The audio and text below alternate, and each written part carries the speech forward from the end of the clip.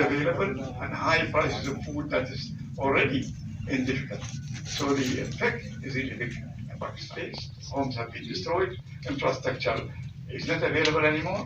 All these things can create. I accepted the invitation to visit Pakistan, and he's here with us today. And I'm now going to invite him and request him to come here. The gentleman is asking me that how will your contribution be that we are paying it in kind and in cash, and how will you disperse the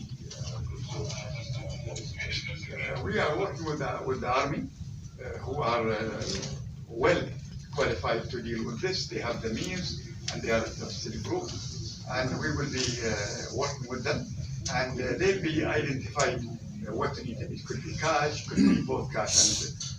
UN के secretary general जब पाकिस्तान आए तो उन्होंने कहा कि जो G20 ममालिक हैं Also Sheikh Khalifa, there are many organizations there in addition to the government itself. I am coming only to see as far as what DP1 can do and what the world can do, but I assure you that UN government is committed to help our brother Pakistan, no doubt about it. Yes, Excellency.